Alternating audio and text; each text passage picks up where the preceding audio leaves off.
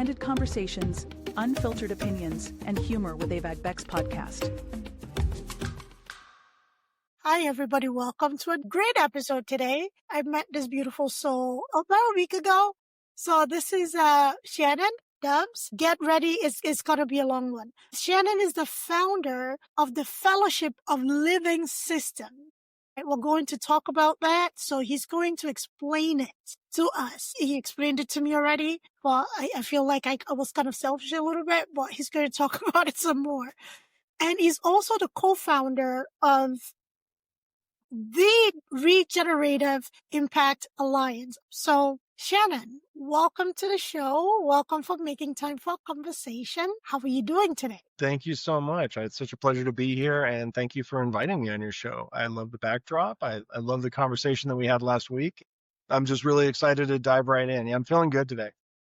Good. I'm very happy to have you on. So, two companies, right? Why? Somebody would ask. Because starting one thing is already big enough. Some of us are crazy enough to do more than one. So what was the reason behind your crazy to get this companies going? And I understand there's a synergy.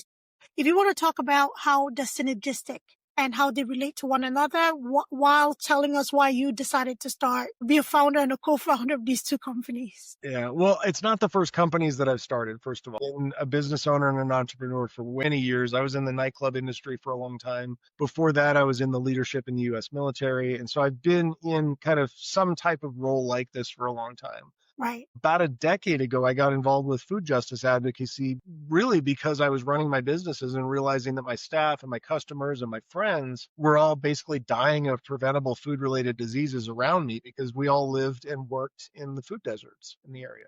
And if you're not coming from the United States, that may be an unfamiliar term. A food desert is a U.S. Department of Agriculture term that describes areas that don't have access to a healthy grocery store, a retail outlet, anywhere within walking distance. And most of the world doesn't understand that that's even a thing, because in most of the world, you have small markets and corner stores everywhere. But in the United States, we invented this model called the supermarket, and it became the dominant model in our country to the point where it started kicking all of the smaller stores out of business.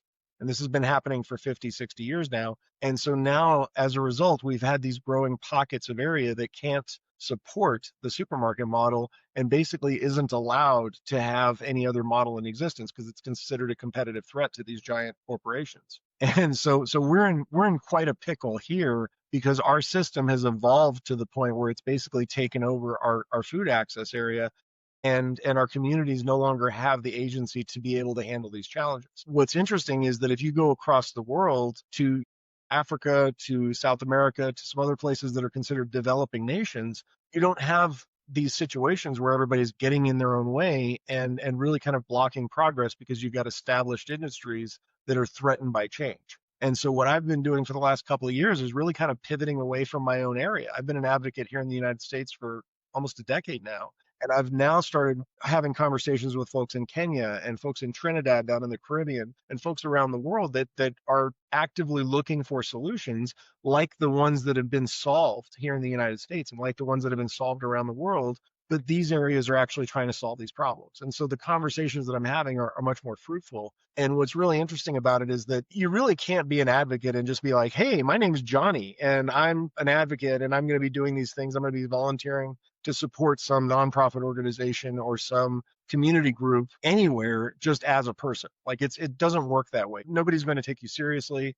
If you don't have a business card and a website and some sort of business function or an entity, then you basically don't exist in the world as far as networking is concerned. I mean, it's really, really hard to get around without it. And so really with the public benefit company, it's a choice to step away from the nonprofit sector and to understand that the nonprofit sector really has challenges with trying to solve problems, that if those problems are solved, then that nonprofit no longer is relevant. And so we really have to start re-looking at market aligned strategies and how do we exist in the existing market to solve the problems that are caused by the market. And there's a lot of people that say that that's not possible. You can't solve the system from within the system.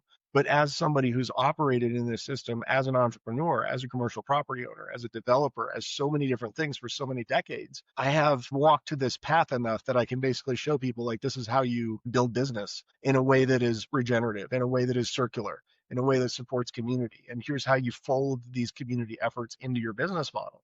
And so what I've been doing is teaching nonprofits and community groups and community leaders, essentially, this is how you build business within your community and how you create market aligned strategies that actually get resources into your community and that you can control and coordinate so that you're not as dependent on grants anymore. And so that you can actually step away and be in a sovereign situation where you can solve your own challenges because you have the ownership and control of the tools that you need. And that's a key kind of situation, is that if you're operating in the nonprofit sector, and I ran a 501c3 American nonprofit organization from 2016 until I sunsetted it in 2022. And that was the year that I started Fellowship of Living Systems and said, okay, we need to try something different because this route is fundamentally, it's the wrong route. It doesn't work.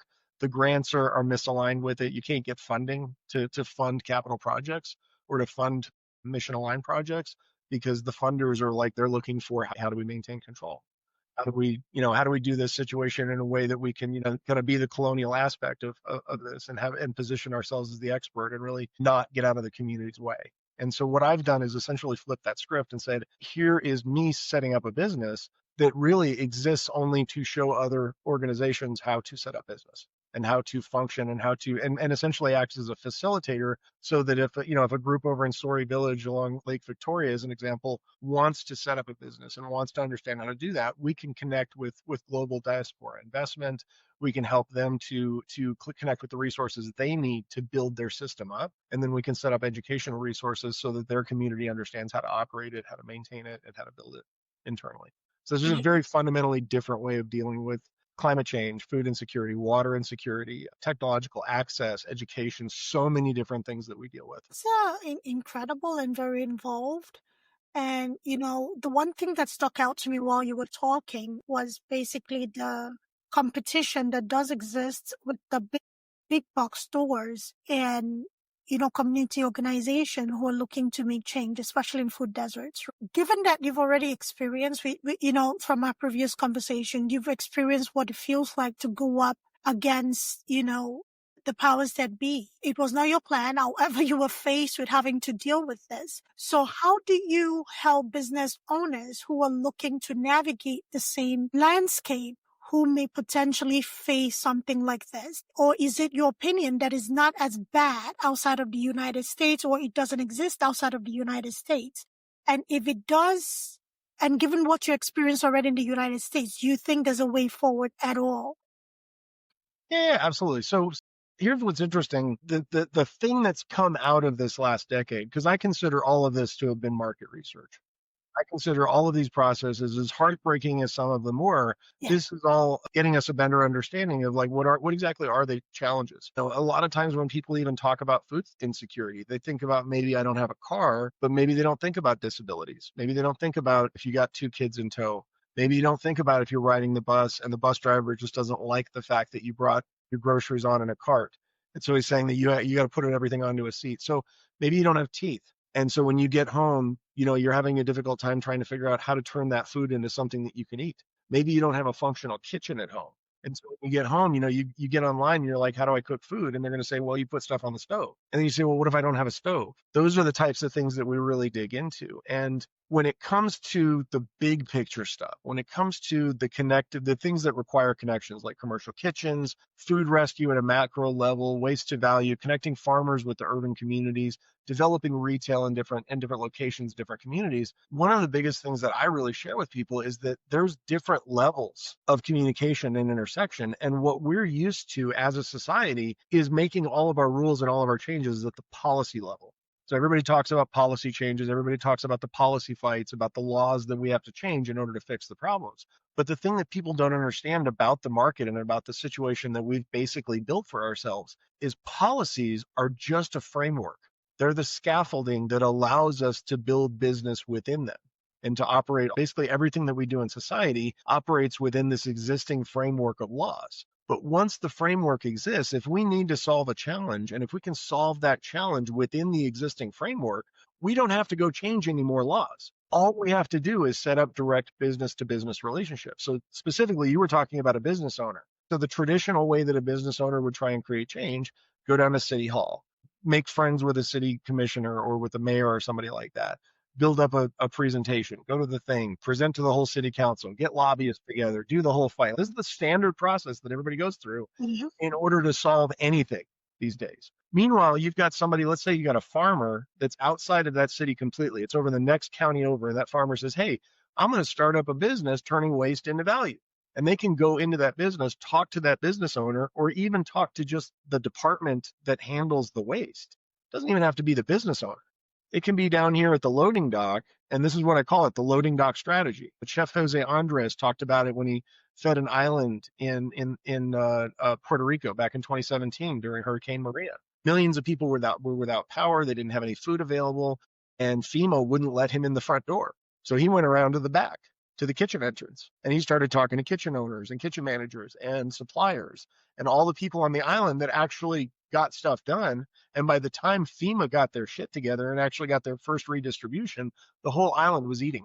So yes, there's absolutely a way to work around these dysfunctions, but we need to start recognizing that it is a dysfunction. Yeah. And that is something that we need to really start focusing on. How do we route around this? By talking to different people, frankly. Yeah.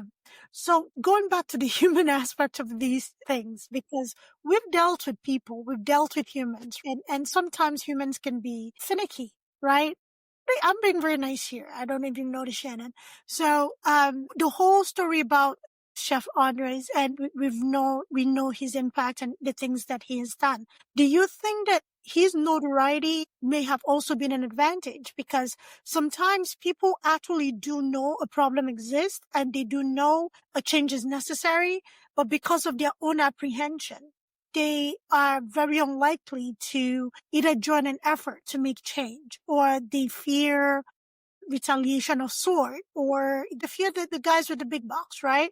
So do you think that in that case, Chef Andres' notoriety also benefited in getting people together to really make the impact that he ended up making? In that particular situation, I would say no.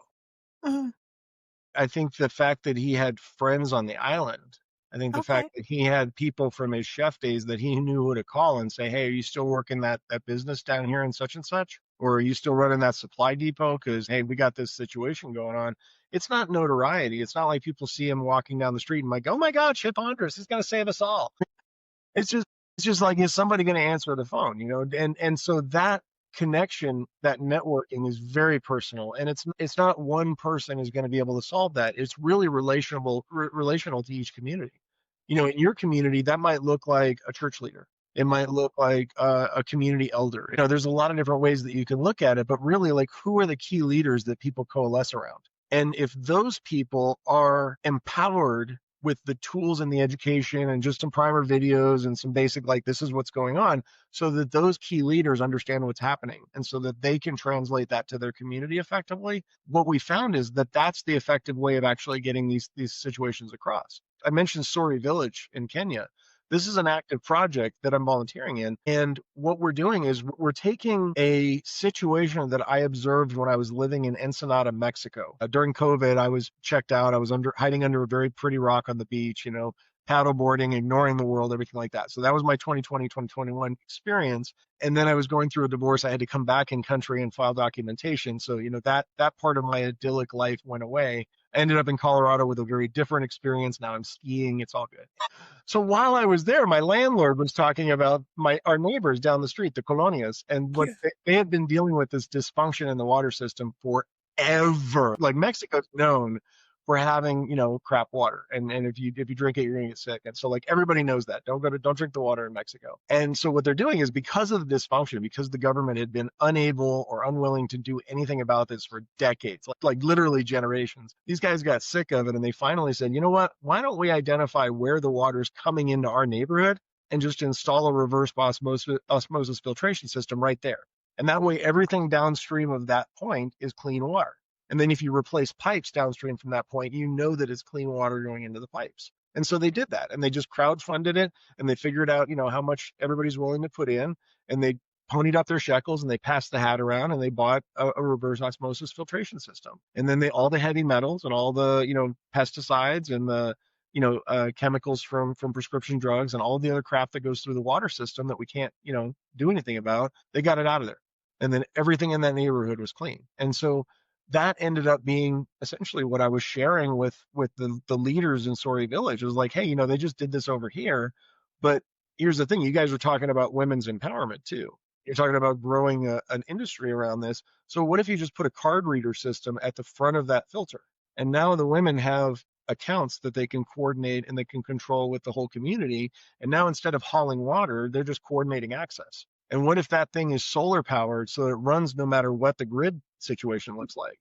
So I went out and I did a little research because, I'm a curious guy. And as it turns out, there is an exact model available in Kenya of a water filtration system that's got a card reader attached, that's solar powered, and that can handle about 85,000 gallons per day, which means that their entire community can get free water access. It can get equitable water access. And here's where it's crazy. So we started talking about aquaponics, and we talked about how if you create a big sediment pond up in front before it hits the RO filter, you can have that sediment pond pre-filter the water, and the RO filter doesn't have to work as hard. That gives you plants up top and it gives you fish underneath. So now you've got clean water that comes past the first layer. Your kids can swim in it without getting sick. You got 97.5% of the pollutants are gone by the time it even gets to the filter. And now you can create this protected zone. And so that's what we're essentially building right now and designing and fundraising for globally, is showing diaspora investors empty over in Miami. If you're living overseas and you got family over in Africa, check it out, because we're doing this crazy thing right here and it looks like it's going to work. And it's something that's going to create long-term capacity. And it's going to give your family an opportunity to be able to get out of subsistence and move into business ownership and move into, as a community, how do we grow this market for the entire region? That's amazing. And, I know you and I talked about agriculture the other day, and that is, part of, I'm very interested. We'll talk after this. Going back to the story from Mexico, right? So this was a known problem, and this was a known problem that everybody basically knew the government was doing nothing about it, right? So did you experience, or did this community experience, any pushback when it came to installing this filtration system for their neighborhood? Because a lot of people hesitate to do things. I am not a lot of people, but a lot of people hesitate to do things because of the pushback they fear, or the anticipatory. So was this a worry at all? Was this a concern at all? Or was there any concern raised? Because again, you're doing something that kind of like sets you apart and, affects you in a different way than other people are being affected. So do you know a backstory of any pushback they may have had, or anything they may have struggled with, with getting maybe a permit? Or I don't know how Mexico works, but in most states in the United States, you have to get a permit from, you mentioned City Hall, to even do anything. So again, I lived in Mexico. Compared to the United States, it is incredibly easy to get things done. Okay. Like orders of magnitude. Getting a permit on a project like this in Mexico might be as simple as just going down to the neighbor at the corner and be like, "Hey dude, this pipe's crossing your land. Can I tap it?" Like literally, it might be as easy as that. I don't know exactly what the permit process was, but apparently they were working on their third and fourth and fifth colonias by the time I left country. And so this was something that was, the permitting process, they were figuring it out. They were working with the city. This wasn't like ninjas putting on headbands and dropping an RO filter in the middle of the night. This was they were working with the authorities and making sure that it was in line with, the existing structure. They just weren't waiting for somebody to fund multiple hundreds of millions of dollars in infrastructure repair in order to be able to get clean water to their neighborhood. They were like, "Oh, why don't we just tap it right here and then fix the problem?" And so that was kind of the key thing that I wanted to share with Walter and his community. And then if you go over to the Caribbean side, it's almost the exact opposite, because we're looking at the island tourism situation and how you've got all of this food waste coming out of the tourist situation. This is something that's everywhere in the world. It's very common. People know that there's desperate need and desperate hunger, and then you've got these giant resorts that are producing way more food than they need, and there's no way to connect those two worlds. And so what we're doing now is we're sharing the strategy that was developed in Las Vegas, where they're using blast chillers to safely rescue prepared meals that are coming out of resorts and cruise ships and anything. And so they figured this out in Las Vegas. They spent, millions of dollars understanding the technology and figuring out the best practices and doing all this other stuff. And then what I did was reverse engineered what they had done and say, okay, how can we make this work in Colorado? How can we make this work in Trinidad? How can we make this work in these different areas? And so the Trinidad situation, we're actually crowdfunding for a guide out there who owns his own business. He owns a mulching company that he's been in business for over 10 years. He's very experienced. He's very well connected with all of the different waste sources. And what they're looking at is humus which is that's the agricultural product I was telling you about for the waste to value, Right. using humus to be able to take island waste, anything from trees to carcasses from agricultural work to, grass clippings from parks departments, anything, and then turn that into a topsoil that actually reduces irrigation needs. So by creating that circularity and reducing the demand on irrigation and demand on the scarce water, you can actually increase the availability of water on the island. And because it makes the food more bioavailable on amended property, it Right. reduces irrigation costs and makes better food. It makes healthier food. And so we're creating that waste to value circle, and we're kind of showing municipalities, this is how these products work if you take it to this scale. And we're showing community action groups, this is how a coalition is formed to be able to approach this and actually use this tool, not just project by project and state by state, but actually as a coalition, as a movement, as a regenerative circularity exercise, if you will. And so that allows us to bring in more stakeholders. It allows us to create a bigger tent. And so now it might just be conservation folks, it might be farmers, it might be ranchers, it might be parks department, it might be the ocean conservation folks that are bringing in that sargassum crap that they can't get rid of, or algae blooms or anything like that. They can actually corral it into a certain area, shove it into a pile, inoculate it, and it ends up being inputs. And what's cool about this is this stuff's very expensive once it's created. It's very valuable. And so once we create the piles, now we have a market we can develop with the farmers where we're negotiating with them. Like, this is 1 cubic yard for 1 acre. Boom, boom, boom. We do the amendments. Now we test it. Now we measure it. Now we bring the data back so that year after year, we have the evidence basis to understand what's actually changing on the ground in Kenya, the Caribbean, in Colorado, in Austin, Texas, wherever we're going.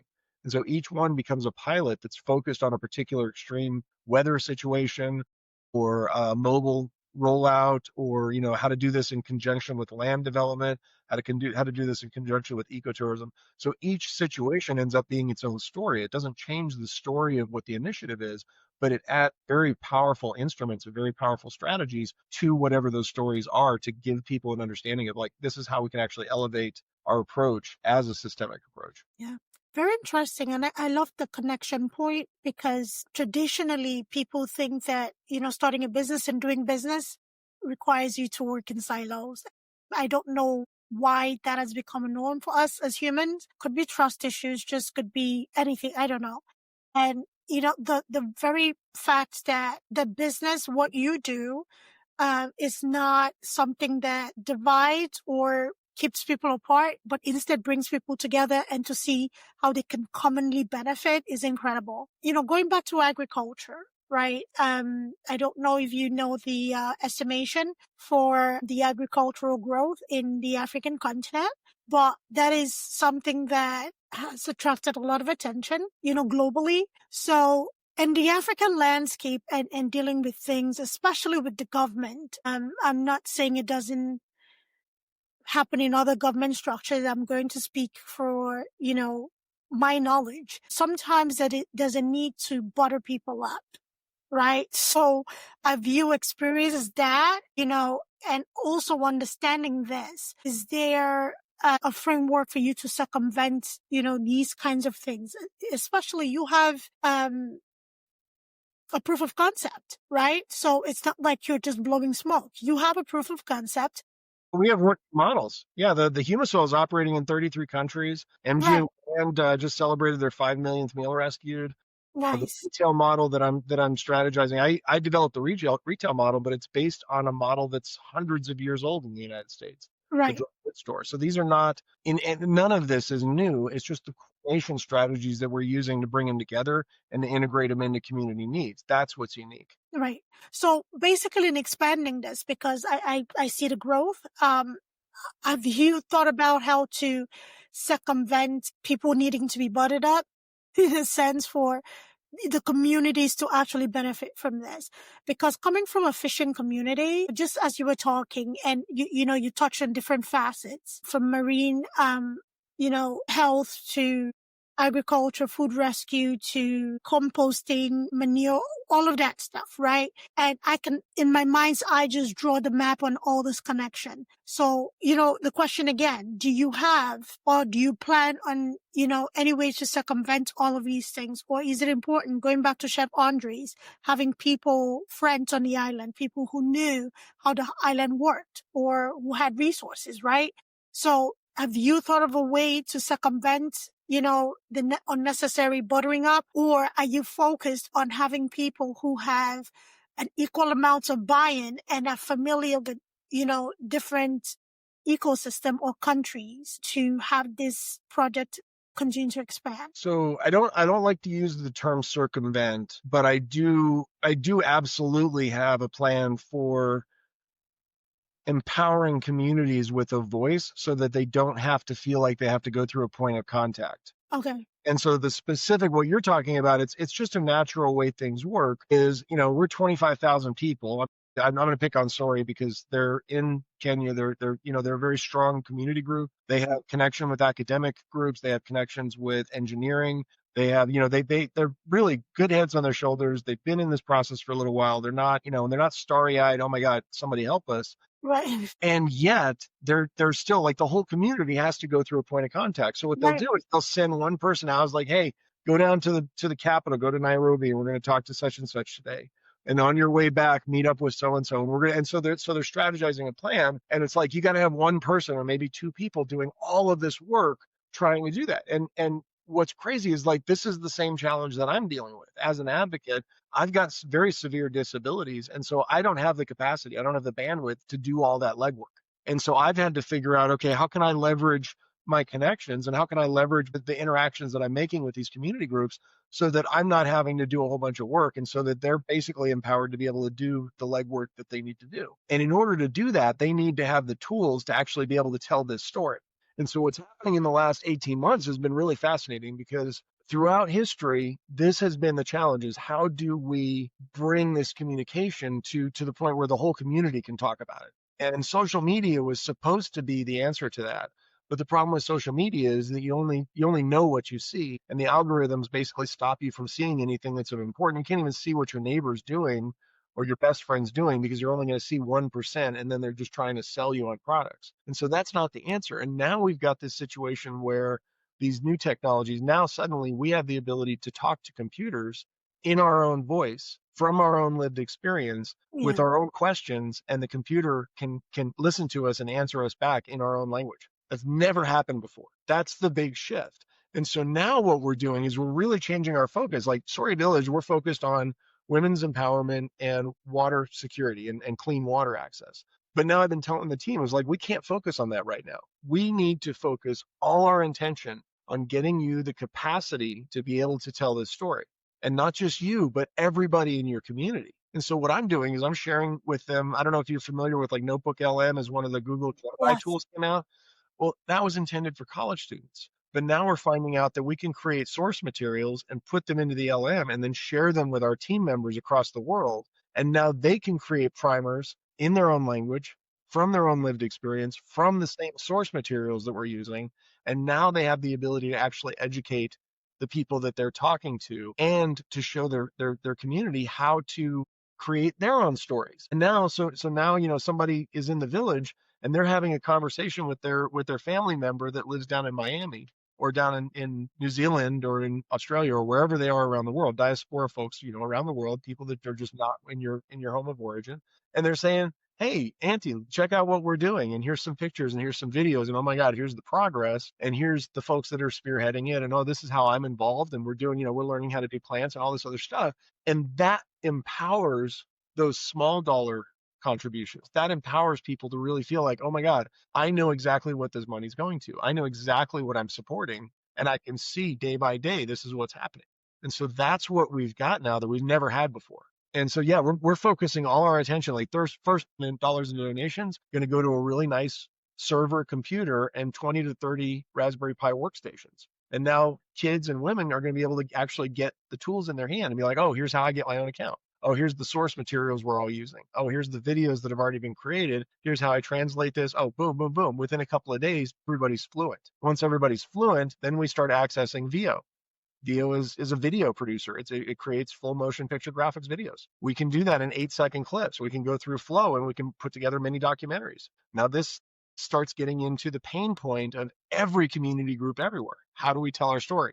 How do we create a mini documentary? Oh, we need thousands of dollars worth of cameras. Oh, we need to send somebody to college to learn video editing. Right. We need to send somebody to the States to understand how to connect with people in that language. Blah, blah. We don't need that anymore.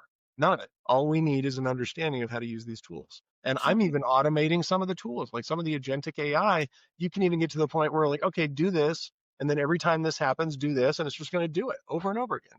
But it's exciting for me because from where I'm at as an advocate, it's frustrating and it's exhausting. And it's scary to think that there's no amount of mopping up the ocean that's going to mop up the ocean. And then you start realizing that we can replicate ourselves. Maybe you should start from the middle, Shannon.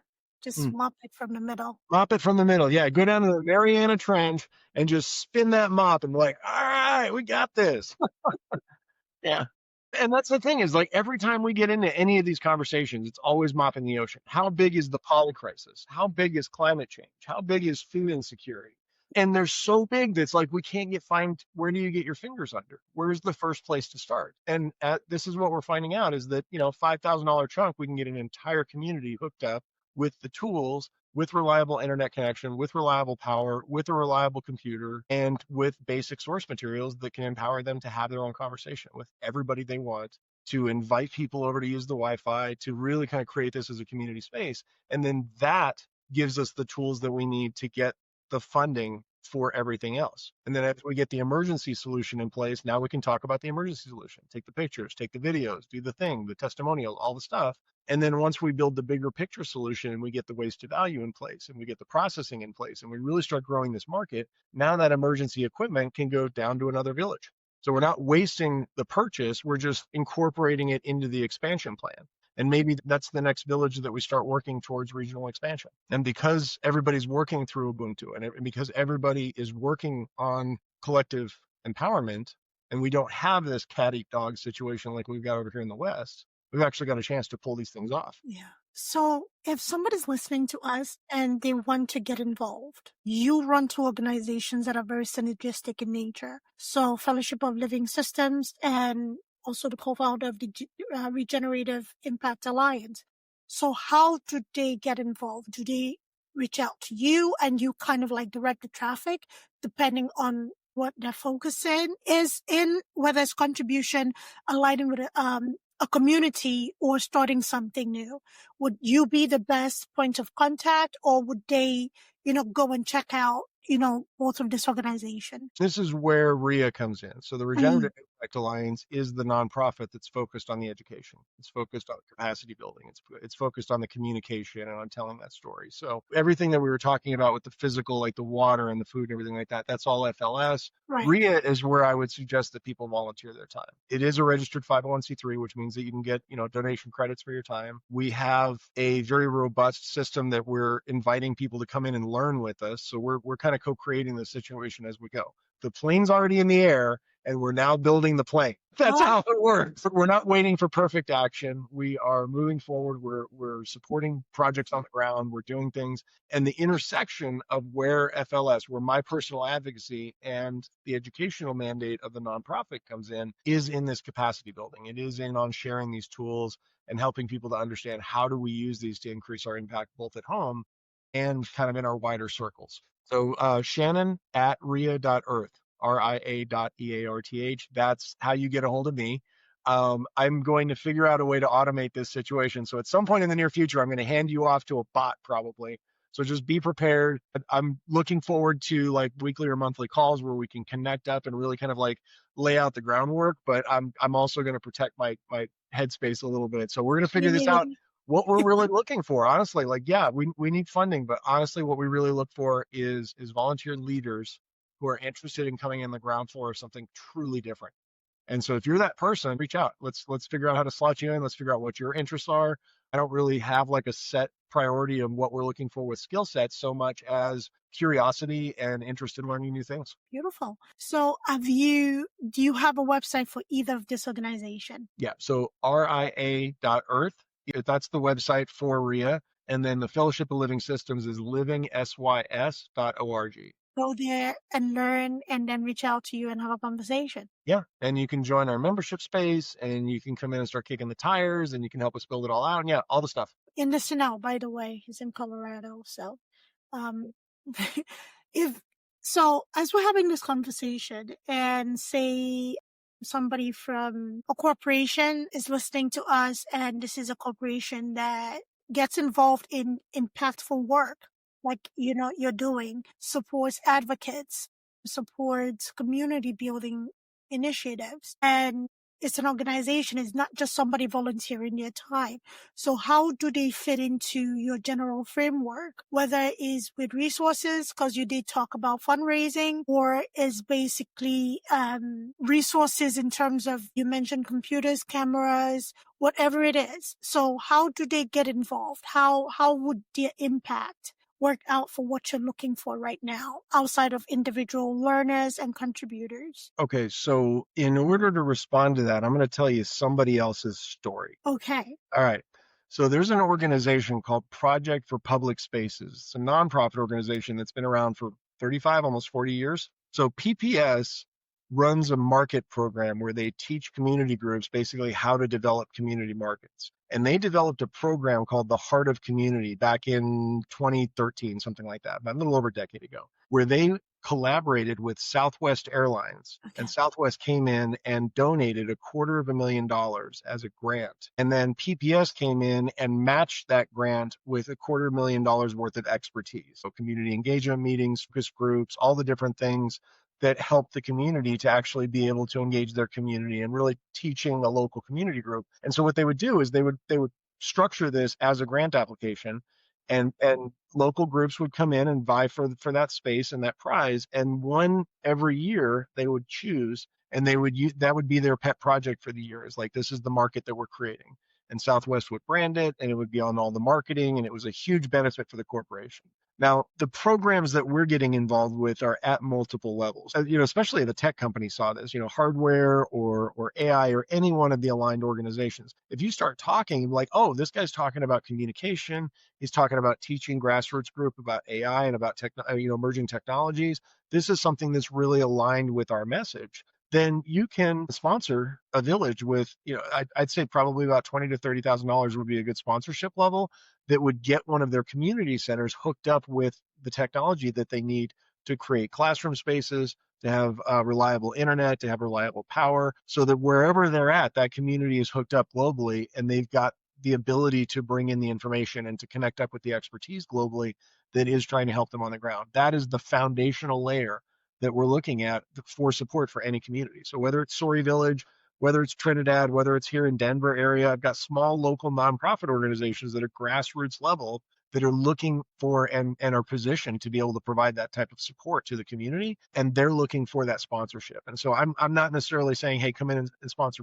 my organization so much as my organization is going to identify local orgs that you can sponsor, and we're going to try and use a very similar framework that Project for Public Spaces developed to essentially create a similar impact for all of these different levels. Because some companies are able to contribute at the 5 to 30,000 range. Some organizations are big enough that they're like, hey, we're looking for something in the $250,000 to $1 million range. Some organizations are even bigger than that, and so we can really focus organizational attention on the type of project that makes sense for their scope, and really just kind of work together to figure out like what's the best fit. Where are you operating? First of all, that's a big question. If an organization's operating in Kenya right now and they're looking at emerging markets, and maybe they're a manufacturer, like especially like a food producer right now would be a perfect opportunity, because we can start getting into the conversation about how we can get their waste incorporated and how Homa Bay and Surrey Village can actually position to be able to service and supply those companies to be able to get last year's waste on next year's crops, and how to reduce irrigation needs systemically for these organizations. So it's not just donation anymore, it's actually self-interest. Because any corporation that's looking at this and not realizing, crap, if I could get 30% reduction on my irrigation costs for my crops, that's going to save on the bottom line. That's something that people that deal with bottom lines need to be paying attention to. Well said.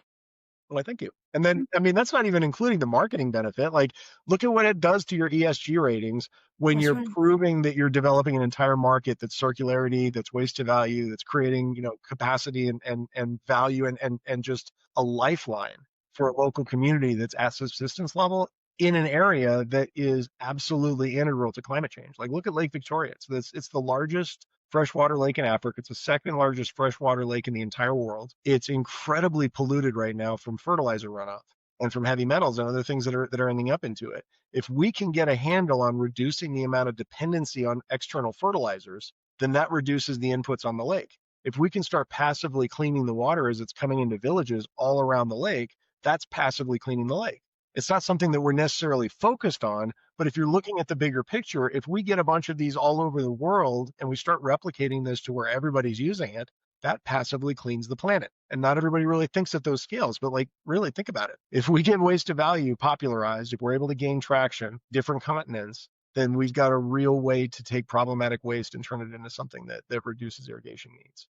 It reduces wildfire issues. I'm here in the Southwest US. Wildfires are a horrible, horrible problem out here. And if we can get soil that retains water, that's going to help. If we can turn clear cut into soil that retains water, that's going to help even more. It's going to help regrow after a fire too. So yeah, there's so many different applications. And we really need to dig into each one of them to talk this through. But I mean, that's why I focus on the projects that I'm focused on. Thank you for that answer. Long but educational. I really appreciate that. Thank you. So another company that I was thinking about when you started talking was solar. In Africa, we don't have a shortage of sun.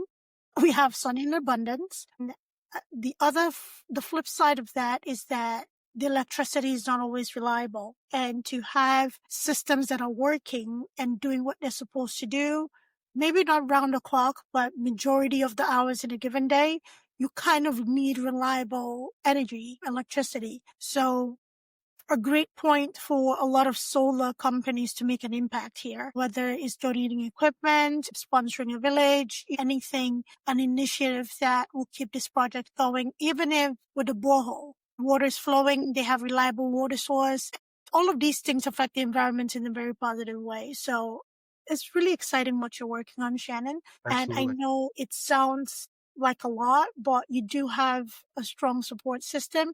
And for everybody listening, be the additional support system. He needs help. He's not going to ask for it, but No, no, I'm, no. I don't need any help. I'm set. I got a beautiful wall behind me. Sorry, Village needs help. Consumption okay. Literacy He Project here in needs Denver help to needs help help. the villages. How's that? I don't need help. I need support for these He community needs projects. the support and the volunteers. How's that? Did I say better? So here's what's really interesting about what you just said. We're talking about solar, and this project specifically includes solar. But what we're doing is instead of just having solar panels in a field, what we're doing is raising them up so that you can have sheep and cattle and crops grown underneath. It's called agrivoltaics is the term for what is used.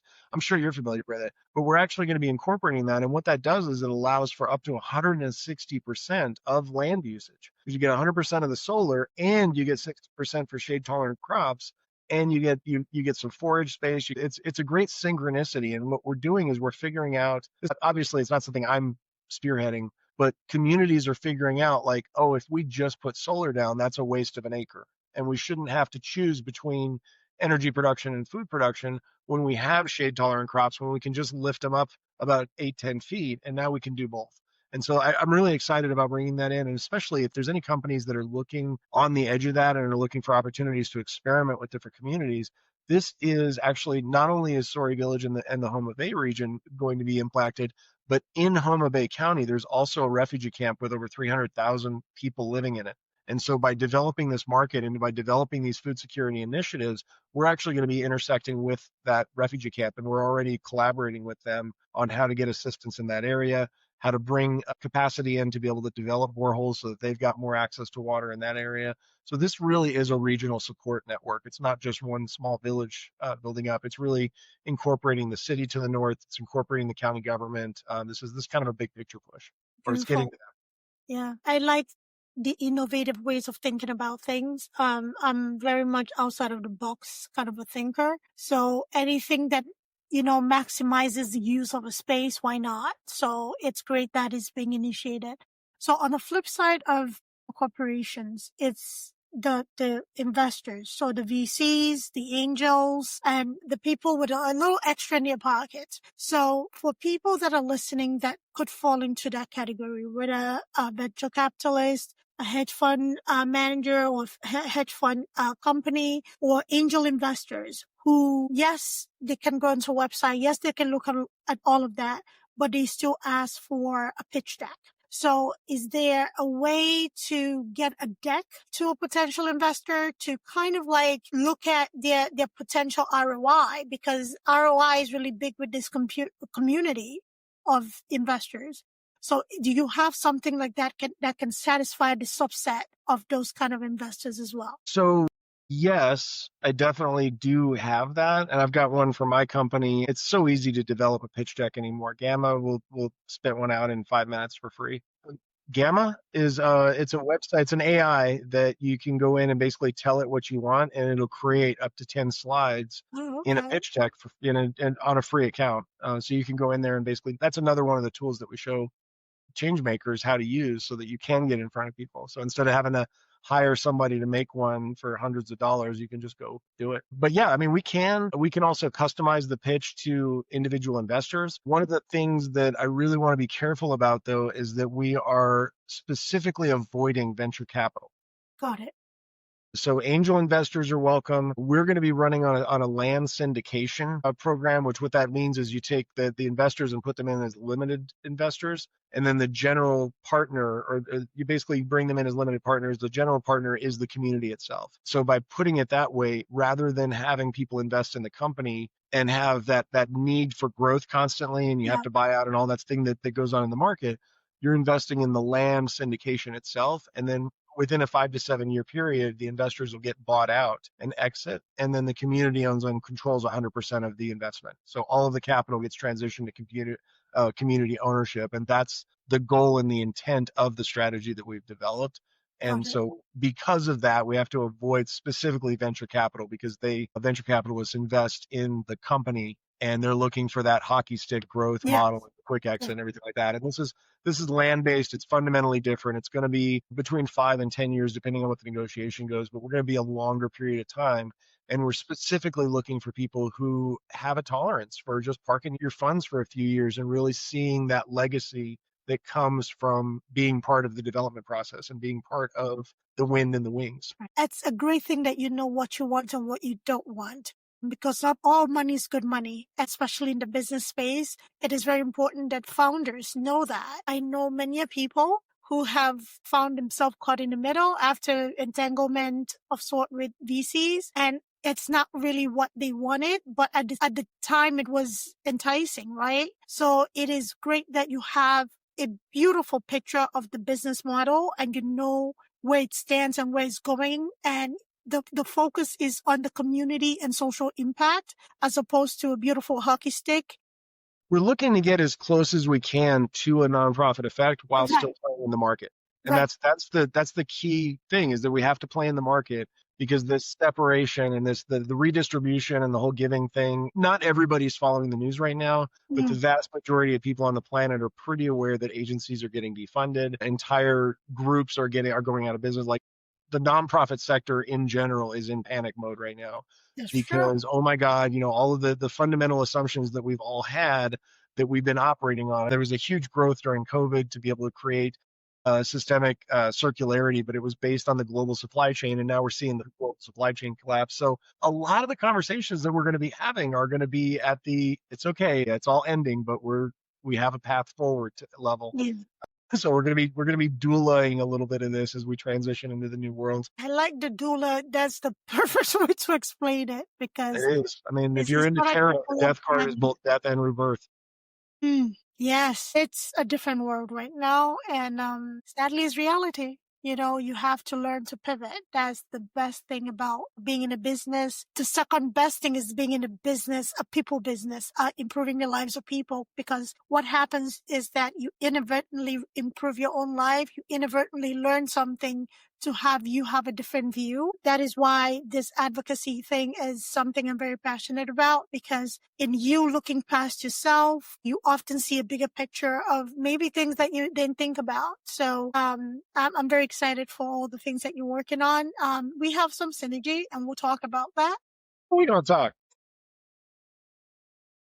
So great conversation. And I know that we are going to be touching base some more, but for everybody listening, if you didn't catch a lot of the things that were mentioned, like the website and everything, don't worry about that. We have that in the show notes.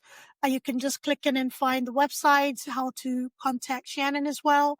So, Shannon, before we end this beautiful conversation that we've had for quite a bit now, something that I usually ask my guests before we end the broadcast is to leave a golden nuggets or a few golden nuggets for our listeners. So whether it's based on the business that you're running, your life experiences, making an impact, being an advocate, whatever it is, what is it that you can share with our listeners that you would like for it to make an impact? I want to end this on a message of hope. A lot of people are making some assumptions that we're in kind of end times or that we're in really, really dire situation, but I'm here to tell you that we've been in a dire situation for a very long time, and you could say a lot about what's happening in the world right now. And I have a lot of things to say offline that I'll probably say in the corner, but here's one thing that you can take away. Anytime you shake up a system, it creates cracks. And the system that we've developed for ourselves over the last 3 generations is the thing that's destroying our planet. So we have to figure out how to take our system without breaking the whole thing and move it into a healthier direction. And that system itself resists change. So now we're in a time where there's some fluidity. There's some opportunity while the big wigs are fighting at the federal level and the global level, for us at the community level to really start refocusing on interdependence, on developing capacity for resilience, and on anticipating what's going to be happening over the next 10 and 20 years, and developing the ability for our communities to be able to not just withstand, but thrive through these changes. And a lot of that has to do with just being able to coordinate. A lot of it has to do with, getting a decent sized tractor so we can do regenerative agriculture, with supporting farmers to be able to do transitions, with really facilitating this transition that all of us are going to have to deal with, but some of us are going to do it kicking and screaming. And so the more of us are on the side of supporting this transition, and the more of us understand that there is another side and that there's a light at the end of this tunnel, the easier it's going to be for everybody. So you said kicking and screaming. Can we also snort too? Like, it kind of goes with it. Yeah, and here's the thing, is a lot of the kickers and the screamers are the ones that are in charge of the policy positions. So having a discussion about the fact that we can have a discussion at the loading dock sector, that we can have a discussion with departmental heads that have discretionary funding, or agency leads that have discretionary, basically they're within their frameworks and say, oh, I can hire a vendor to go handle the situation. Those kinds of conversations are something that we're not used to having. And we're not used to even understanding that there is a conversation. But as somebody who's been enlisted military, as somebody who's been a business owner, as somebody who's navigated these halls and these back doors and service entrances for decades, I can tell you that there are very different discussions happening on the ground from what's happening in these policy boardrooms. I think it goes back to communication. We have to learn to talk to one another. I think we lost that art. I don't know where and when it happened, but we lost the art of conversing, and we're going back to it. It doesn't feel good. You talked about cracks without breaking the system. I think you're being a bit generous. I think things are going to break. Things are going to break. Oh yeah, a lot of things are going to break. Like the whole global supply chain's breaking right now. And we have to realize that that's happening. Like that's not a maybe anymore. I mean, there's a good chance that some countries aren't going to exist in 10 years. This is real. Scary. This is a big, the global order that was established in 1947 is going away. We have to understand that means big changes are happening. I don't want to sugarcoat that. It's something that we just need to come to terms with in whatever way makes sense. Maybe it's a stiff drink. I don't know, but we got to figure it out because it's coming up to fight. Yeah. So a lot of the stuff that I've been talking about is literally like, how do we prepare for some of this stuff? How do we start coordinating better so that we get more of our resources? Because soon there's going to be less resources. And if we're ahead of that 8 ball and ahead of that curve versus behind it, we're going to be in very different situations. Right. You're right. So thank you. Reality check. I mean, He buttered us up and then he got here and dropped us on our heads, but we needed it.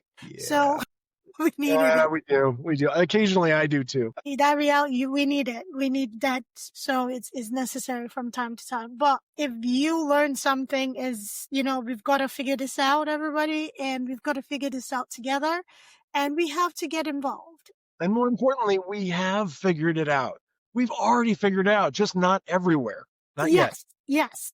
We have to apply it. Application is key right now. And we gotta recognize that sometimes we put our faith in organizations and institutions and sectors that have a vested interest in not solving these problems.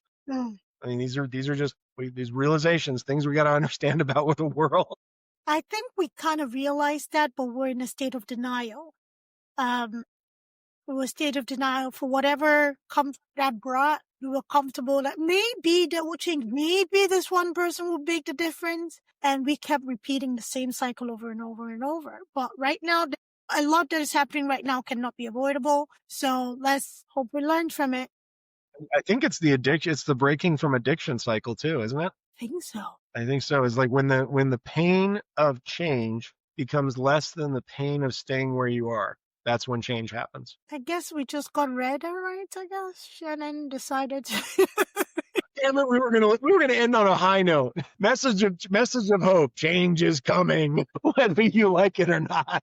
Oh my, but this is a necessary conversation, and it takes a cluster of people in each ecosystem, like just what you're doing, to really drive that community-led. We call it grassroots effort.